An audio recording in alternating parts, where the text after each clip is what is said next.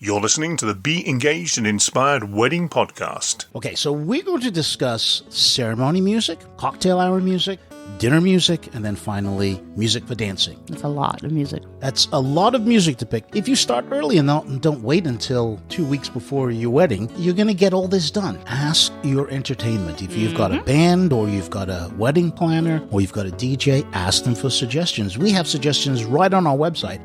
The list is endless. There's so many of those great songs that we can play. I've never had a client that has gone through the whole list and say, well, I don't want any of these songs. Okay, so you don't like Celebration, but you might like Brown Eyed Girl. You might like some Motown or something else that's going to get people up and dancing. Those are the ones that on your playlist you need to target. Welcome to the Be Engaged and Inspired Wedding Podcast. A simple warning. We know many of you are planning a wedding right now. We may be tempted to drop an F-bomb or other descriptive words. Keep this in mind if you have small children in the room or are on a Zoom call. You've been warned.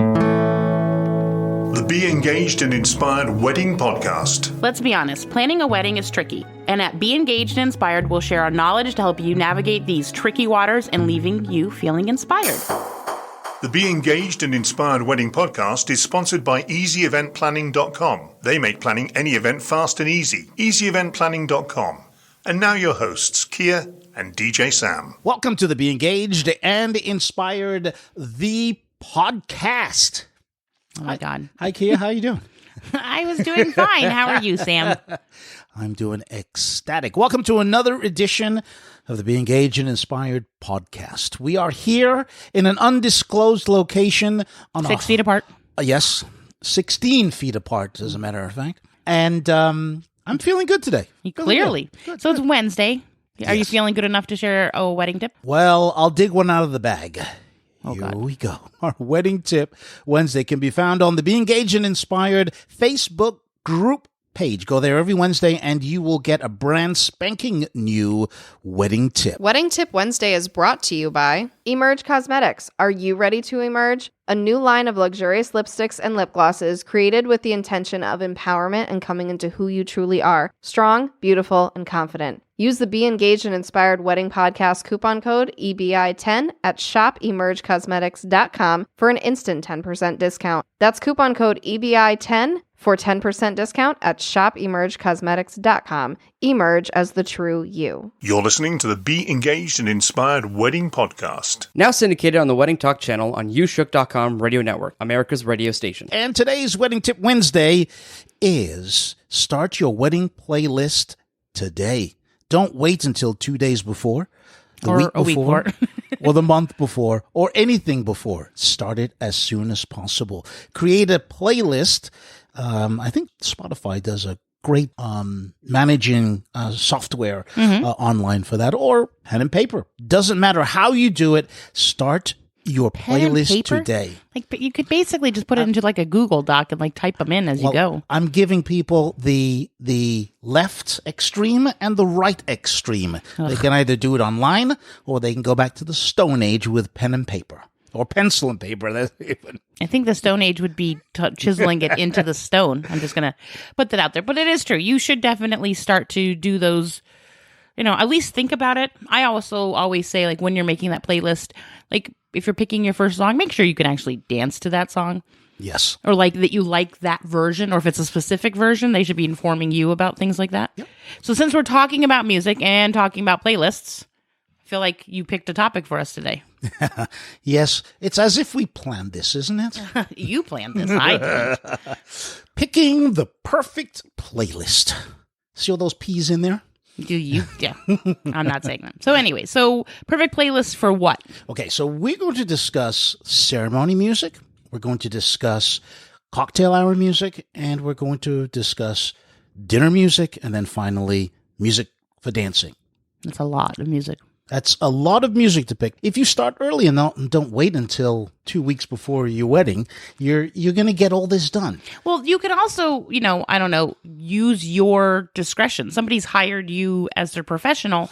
So what's the pre-ceremony music? You can really say hey, I'm going to play some light jazz, which I hate jazz. I'm going to play some, whatever it is. You can put You can just say, hey, this is what it's going to be, just greeting your guests. And then you can start to pick the things that you want to walk down the aisle to or walk out to. Exactly. I try not to confuse my clients too much about the prelude music before the ceremony. I usually suggest to them either pick classical music, or you want some love songs, or you just want something bland for people to listen to as they're being seated. Because people... Did you just use the word bland yes, when it came to yes, music? Yes, I did. But one of the important things is that if there's a song that you love, like I had a bride once who... For the prelude. Well, that's when people are walking, the guests are being seated. Guests are being seated. Yeah. So I had a bride who loved Ave Maria. Yeah. And for some bizarre reason, they played it while guests were arriving. Yeah. But the bride missed it. So it was the thing that she yes. just kept... She's like, have they played it? Have they played it? Have they played it? And it was one of those things where, You got to play it again. they have to play it again. And that's why it's really important that if there is a favorite love song of yours or something, that we do give you the heads up. Right. So for the ceremony, I would suggest to anyone to at least try and decide what type of music you want as the guests are being seated. Do you want classical music? Do you want love songs? Bland music. That I would consider, just as you said you don't like jazz, Kenny G CD. Put that on and just let the guests walk into that. I know. But people have suggested that because they really don't care what the guests listen to as they come in and seat it. Then the next elements are the music for the groom to walk down with his men, and the parents, and obviously the processional for the bride. Very important. And of course, my favorite is Pachelbel's Canon. I just love It's a very pretty one. Yeah. It's very popular. Do you have a particular favorite? It is one of my favorites. I also like it's a trumpets one. Trumpet Volontaire. That would be the one. Yes. So it's important that as the couple, you decide what songs you're going to walk down for the processional. And you don't have to go that classical. You No, can you pick don't. new things. Yes, or if you have one of our violinists, they can play something contemporary. Ben, our violinist music contractor, actually came up with the Office theme on a violin to be played for the bride to walk down the aisle. So if you want something different, if you have a DJ that's going to be playing music for you and you want something classical but contemporary, There's tons out there. there's a string quartet that does Metallica music. That's a little weird. The problem is when you're a guest and you know that you know it, but you don't, you can't put your finger on I it. know that, but it doesn't. Yeah. So you've got to try and set the scene for your guests. And if that's what you're trying to do, I know I mentioned Jimmy Buffett again. If you're into that sort of theme and you want reggae music for you to come down the aisle, then find something that goes along with that neatly. Then during the ceremony, if you're going to have a sand ceremony or jump in the broom or whatever, if you want some music played for that, you've got to select that. So think about the middle Once of the again, ceremony. sometimes that can feel very overwhelming, especially if you don't know what's appropriate. Let's say you're getting married, I don't know, in the middle of a field and you're not going to really want to focus on it. It is the opportunity to say to you, hey, Sam, what have you done for others? What can we do? What sounds good with what we already know that we liked? Yep. Or how we're ending things? You know, maybe The Office is not the most appropriate thing right in the middle of, And that's the thing. Ask your entertainment. If you've got a band or you've got a wedding planner or you've got a DJ, ask them for suggestions. We have suggestions right on our website. If you're booked with us, you'll be able to get into your client area, which gives you the suggestions right there on the page for each element that we're referring to. But yes, you've hired your professionals. Ask them for suggestions. And then the final one for the ceremony is the recessional. yes. Once you get married, there is some great music that should be played as you get married. And it doesn't, as Kia said before, it doesn't have to be a classical piece. Yep. It can be the theme from whatever. Game of Thrones. I don't know if that's an appropriate wedding one, but it's a way to sort of signify that, hey, I guess the deed is done. The deed is done. Another one bites the dust. Yes, That's a very popular. And then, you're going to now go off to cocktail hour. That's right. So ceremony's done, cocktail hour, and during the transition from that, your music should at least have some sort of differentiality. So if you got classical during the ceremony, I usually suggest my clients have something different for the cocktail hour. A little bit different. It doesn't have to be extreme. No. But It doesn't have to be extreme. I'm just saying. But Punk the other rock. thing is, one of the things that is I find really important is when ceremony has ended, depending on where you are, especially if you're all in one location, there should be music somewhere else In playing. that location. in the cocktail location. Yep. Because that helps draw people to where they're supposed to be going. Yep. You've said that before, and it's absolutely true. If your DJ only has one setup where he has to break down for the ceremony and then set up for the cocktail hour, then break down for the cocktail hour and then they're carrying like a speaker past you, this is the wrong decision. Nothing halters what's going on, or at least causes people to wonder what's going on. Or pay attention to the fact that there's a guy lugging a gigantic speaker. Not you don't lug the gigantic speakers anymore, but so typically you should have one ceremony system, then a cocktail hour system, and then the main system for the dinner and dancing. So cocktail hour music. I suggest to my clients to go to my website, and on my website I have, and you can do this now, allthews.atmosphere-productions.com, and go to the top hits section there, and you'll see a list, and it gives the top hits, different genres. I suggest to my clients, obviously jazz is a great piece of music, a variety of jazz artists during the cocktail hour. If you want to have standards, and usually standards, I try to incorporate some new music. So by standards, I mean Frank Sinatra, Tony Bennett, Louis Armstrong, but I also include Norah Jones in there. That one I can Michael Bublé, Jack Johnson. I kind of incorporate that into my, what I call standard set list. But I also think during cocktail hour, one of the important things to think about is that there's probably a little bit more communication amongst your guests going on. So it should be light. So it should be light. It should be something that you can talk over, but it should also still have a little bit of fun and impact, especially for the people who don't know anybody else. Maybe, the Michael Bublé songs, you see two people bopping their heads. Yeah. And then they start to talk. But it is something that, you have lots of people going up to the bar. People are serving food, especially hey, this has, nuts in it. This does not. These are important things that you want to have, make sure your guests can hear, but you still want it to be entertaining. Absolutely. On the flip side of that, if you don't want people to talk and you want to have a fun cocktail hour, I've suggested that you have something called Yacht Rock. What in the world is this? Yacht Rock is, I blatantly call it California Michael McDonald soulful rock. So Yacht Rock is really a genre of music that recently came out. You can go on to XFM and find a whole channel of it. It's like the Doobie Brothers. It's like Nicolette Larson. It's like 10cc. It's soft rock with a soulful, jazzy feel. I say Michael McDonald because his voice is so recognizable that when you hear the Doobie Brothers or you hear him doing his own music, you can also hear him in a lot of the background singing in a lot of these type of music. So it's soft rock with a beat that has a little bit of a soulful edge to it. Check it out. It really is cool. If you don't like that, you can pick your own playlist. So if you've already decided that, I want this type of theme to be throughout, and it's music that we love from when we met at a bar or we met somewhere. So the one thing that's going to happen, and I think you've discussed this a lot, and I know that we've discussed it before, but if you are a person who loves country music and country music is it for you, you should still take the time to incorporate a few other things in it, because not everybody loves country music. And I don't know many people who react really well to listening to hardcore rock all night either. Right. So you really have to like your own stuff and present it, but you also have to sort of be aware of the fact that you're not the only person that you're sort of catering to. Right, but I would disagree with you for the cocktail hour only. I have many clients that say, we just want country during the cocktail hour, but we're not going to play it anywhere because we know nobody else dances. Now, okay, then that's an appropriate way to put it. Exactly. But if you're planning on having country all night. No. I wouldn't do a wedding reception, country, rock, or any other type of genre all night long, because that's just not the sort of DJ that I am. And I don't suggest to my clients that you do a one type music event, because your guests will leave right after dinner. Yeah.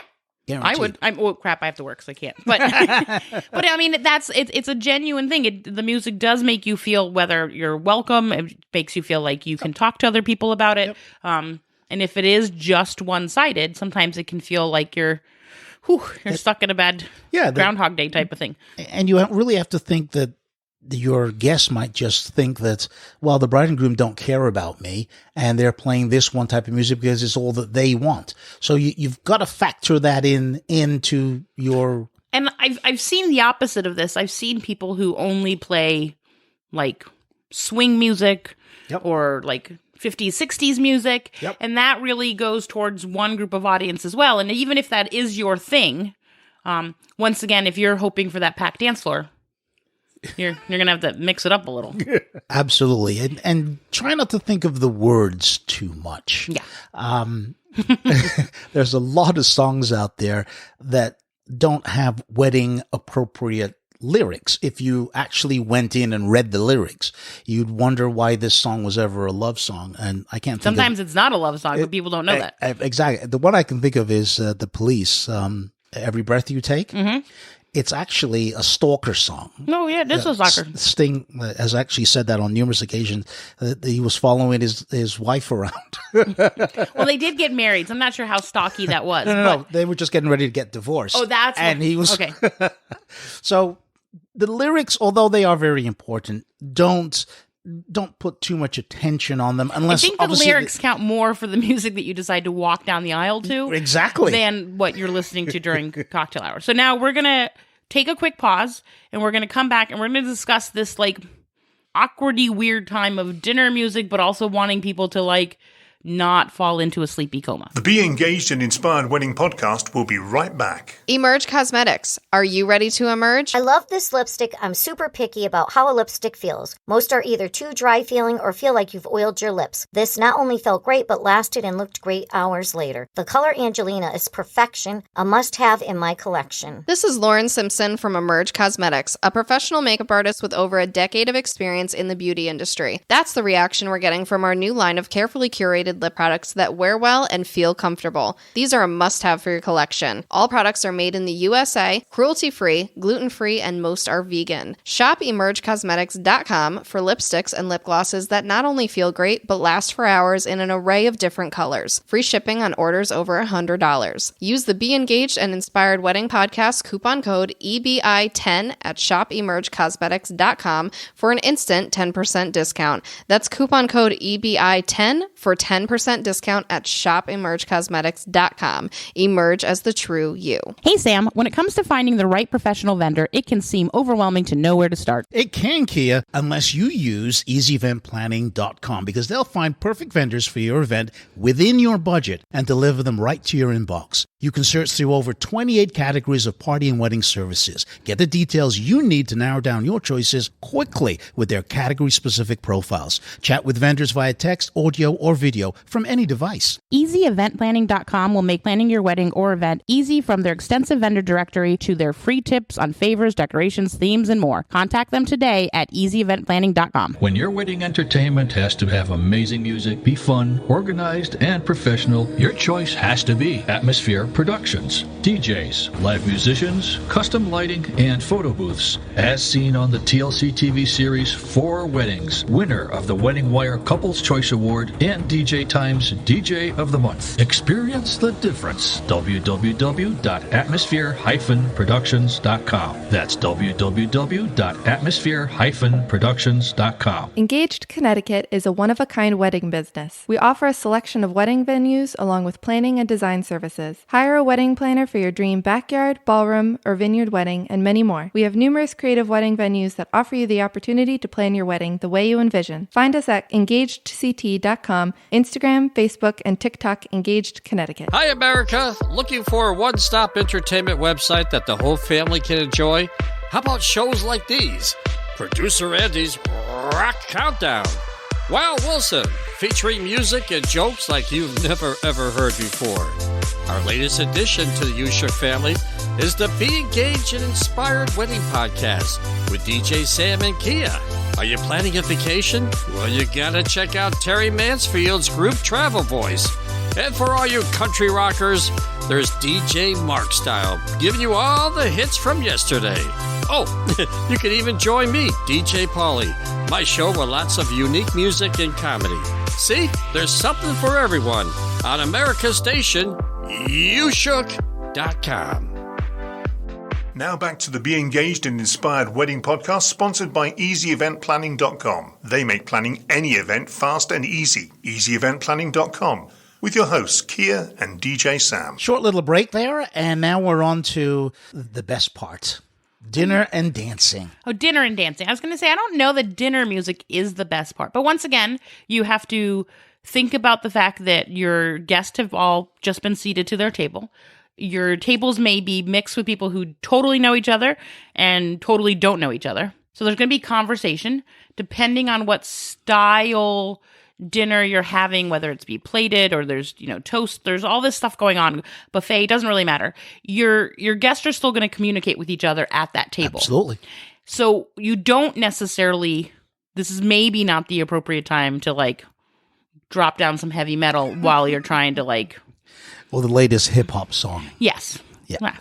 You have to think about the generations that you've invited to your wedding reception and play to them. So, as I said before, if you want an all-country dinner music, that's fine. But I would also suggest that you would sprinkle some contemporary or some love songs or something just a little bit different to kind of break it up. I love dinner hour or dinner music because I'm able to play a lot of songs in that time period that I wouldn't normally be able to play anywhere else. I like to dig up old soul songs, old rock songs, 70s songs, old 60s songs. But and also, as long as they fit, I will play them in that genre. But also, as you're eating dinner and you're doing this, you're also sort of leading up to something that's going to be happening. So you're not trying to put guests to sleep. No. But you are sort of starting to rev them up a little. What I'm doing is I'm building the playlist. That's what it's technically called. Yes. Technical fancy words. So at the very beginning of dinner, I try to keep the music as low key as possible. And once the plated service is done, then I start building up not only the tempo, but the volume. And I try to watch and see what tables are. You can always tell which tables are going to go. They're bobbing their head and they're looking over me and say, yeah, thumbs up. I like that song. And what I'm trying to do, I'm building the playlist up to a point where I know that I'm going to release them if they're having a cake or first dance or something so that they are ready. I'm priming them. Parent dances sometimes Yes. is at least the way when I set up a wedding, that's sort of my ideal, that we've had dinner and we might be right at the end of dinner. And I really like to get into those parent dances because I feel like it signals those people who are at that table giving you the thumbs up, Sam, that after that, really, they could enter the dance floor if they wanted to. Right. It's really sort of like they're waiting for the appropriate social marker that says, hey, we can start, wiggling out of our seats. Right. I've had clients that have also kind of flipping you on this, Kia, that have said that we want to dance through a portion of dinner. And that's typically has to be done right after the introductions are done or right after the main course is done, because you cannot have people dancing while the wait staff is bringing out plates and trays of also, food. You've just paid usually a pretty expensive amount of money for food that you want your guests to be seated and able to eat. Hot. And not coming back to their table, which also sort of leaves it really confusing for your wait staff. Like, do I pick up their plate? Because what if I have been known to because we eat quickly as vendors. Yes. I've taken 2 bites of my mashed potatoes and gone to go do something and come back. And I would be horrified and I would hunt down whoever stole my food at that point in time. Yep. But those are things that you don't want to do by having so much dancing going down during dinner. Right. So I usually suggest to my clients, if you want dancing during dinner, not a problem. Just right after introductions or right after the main course has been served. So going back to your example, if we're going to have parent dances or cake cutting, I usually try to get everybody up dancing for 15 or 20 minutes before we do those events. So I usually play Unless you're working with me, because I make those parent dances. Then you can have them dancing for 15, 20 minutes. And then we do cake, because I feel like you need to give people a break before you shove more food down them. You see, what I don't like about that way is I need to get them up and dancing once I've got them primed. And then I don't mind taking a break to do those parent dances or cake cutting. True. But I don't... There's 2 different ways of doing it. I agree. And I usually win when you and I are working together. course. But I have the microphone, though. You do have the microphone, and you've always been very appropriate about it. Yeah, but you have to be appropriate. You're absolutely right. Whatever seems to work at that particular time is even though maybe the couple have said, well, we want to do dinner and then go right into this and this and this. If on the day that doesn't work, your favorite word is pivot. You have to be able to pivot. And one of the other things to think about is when you're thinking about music and how it's moving, we tend to be pivoting all day. Like, oops, we've just lost the father of the bride, or hey, that bustling of the dress is not happening at an efficient rate. A lot of people often say to me, like, I didn't realize how many breaks I have to take throughout the night. Yep. And so a lot of people try to put those into big group clumps, which is important. But if you do too many things, then it's like, this is like why I'm always like, how many toasts are we having? Yeah. Like, really, if your uncle wants to give a toast, he should be giving that at rehearsal, because your friends and family love you, but no one wants to sit through 45 minutes worth of toast. No one wants to sit through 45 minutes of like you dancing with your dad, then dancing with your grandfather, then dancing with your uncle, and then dancing with your brother, and then vice versa.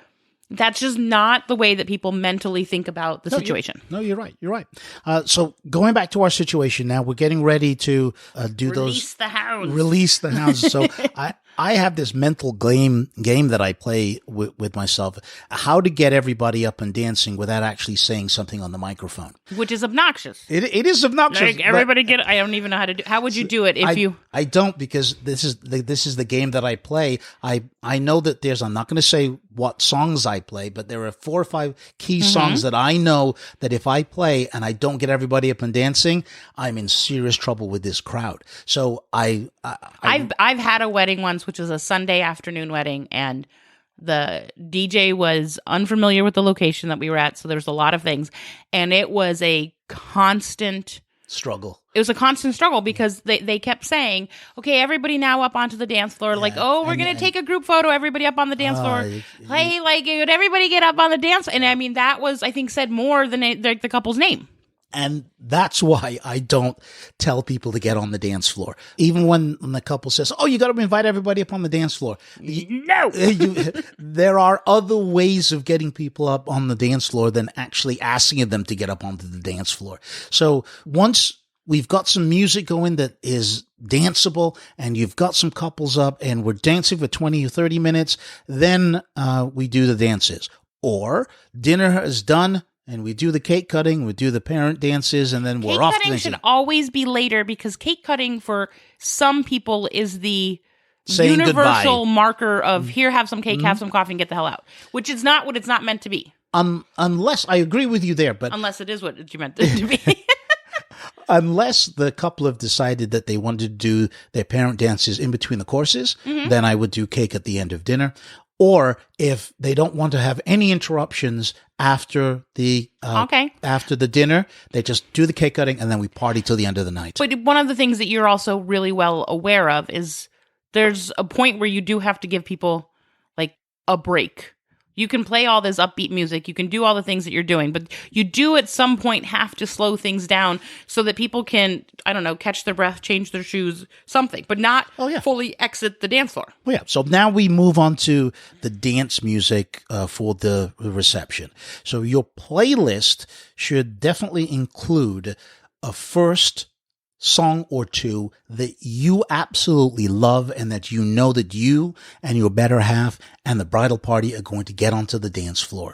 This is a crucial time. Now, I do not suggest that you tell the DJ, well, you have to play this as the very first song. Your entertainment knows how to read that room. And they should if they're expert enough.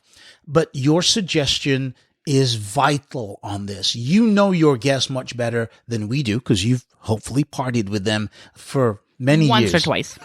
So you know that Footloose is a great song that even grandma's going to get up and dance. Then, yes, suggest that. Hey, we would like to get everybody on the dance floor and Footloose everybody dances to. Make that suggestion, absolutely. But it's got to be a key song that can get everybody up and dancing. And if you love one of those songs, like the Footloose ones, these are the key points prior when you're building this list, is to sort of flag them for you that you know. I mean, I had a groom once who had the Rains Down in Africa song, like before it got redone. Oh, Africa, Toto. Yes. Yeah. So that was like his song. Like all of his college roommates, he would constantly play it in his dorm. So they all went over to the DJ, said, "Hey, we need you to play it." And sure enough, the groom had stepped out of the room. Yep. Nobody was paying attention to it. And so then he had to play it again. And that's one of those That's a horrible thing to happen. So I have, if you go back to allthews.atmosphere-productions.com, go to the top hits page, you will see on that page there is party songs and songs that will get everybody up and dancing. So those are the songs you kind of target, and they're contemporary songs. They're songs that's old-time rock and roll, celebration, all the songs that you probably hate. But there's a reason why all those songs... There's a reason why you know all the words. Because they actually get people up and dance. Now, you may not like them, but the list is endless. There's so many of those great songs that we can play. I've never had a client that has gone through the whole list and say, well, I don't want any of these songs. So, okay, so you don't like Celebration, but you might like Brown Eyed Girl. You might like some Motown or something else that's going to get people up and dancing. Those are the ones that on your playlist you need to target. I suggest to my clients that you pick 6 or 10 of your most favorite songs that you will dance to no matter what. And those are the key ones that you need to focus on. And then the rest of the list are songs that you can throw in throughout the night that you know or at least give you the band names and, hey, love this stuff or love this album or whatever. So you can sort of mix them in. So be honest, Sam, name me one song that you just deeply, deeply, deeply hate that gets played. There's really no song that I deeply hate that comes to mind, but there are songs that are either overplayed or they just don't have the same feel anymore than they used to. I will kill you if I have to ever listen to Uptown Funk again. Oh, I could play that all day long. Oh my God, no. Because whatever year that came out, I feel like it got played 2 or 3 times at a wedding. I feel like I listened to it in the car on my way home. I felt like when I went to whatever the next wedding was, I couldn't get away from that song, and it just is ruined for me. You mentioned about a groom requesting a song. I had a client maybe 5 years ago that requested Bohemian Rhapsody, and they said, if I played it, everybody will dance to it. I said, there is no way that I'm playing Bohemian Rhapsody all the way through because nobody's going to... It's a really long song.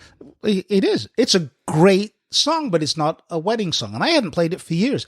And he said, Sam, trust me.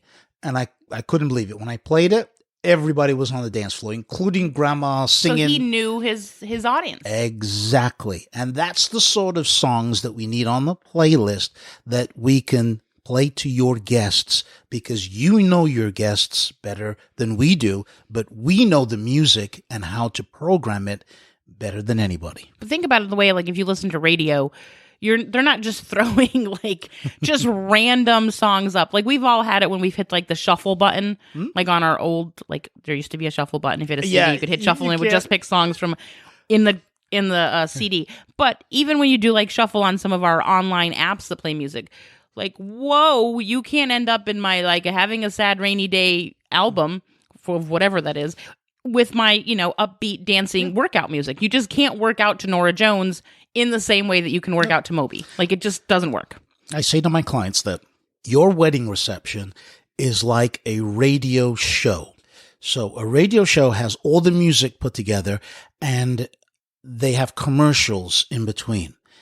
Do you think that the radio station actually cares about the actual music that is being played? Honestly, no. It's the commercials that they are selling. Mm-hmm. So what you have to do is, using the same analogy, is that the different events that are going on throughout your wedding day are like the commercials. But because you're the DJ, I'm the DJ is more interested in the music. Glad you know what your role is. And that music has to be programmed so that everything else makes sense throughout the day. So don't give the DJ songs that you don't like. I sometimes get my clients that give me a whole list of songs that they don't like. Sadly, that's useless to me. Yeah. I just want to know what you like. Just give me the songs that you like. If you can't give me specifics, then please give me genres. And then don't be mad if I play a song that you don't like, because you didn't give me your list of songs But that it's you the like. same thing when you're dealing with catering. You wouldn't go to catering and say, please serve me all the foods that I don't like to eat. Exactly, you wouldn't. You would be honest about it, saying, hey, I'm allergic to that, so I can't have that. So it's the same thing with the music. While typically you don't have allergic reaction to something, Usually. but it is giving you do have to give a little bit of leeway to you to sort of read the crowd and do what you need to do. Yep. But you're also trying to fit into creating a memorable playlist for them. Absolutely. And before you mentioned playing slow songs, absolutely. I always encourage my clients to give me 5 or 6, 8 or 9 love songs.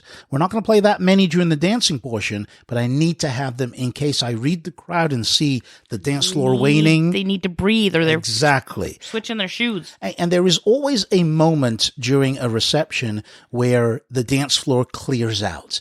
I've never done a wedding where it doesn't. And that's because people just need that time. And you have to be able to, as a DJ, read when that clearing out is about to happen. And you hit it before they hit you, or else you're going to have an empty dance floor. Yeah, I agree.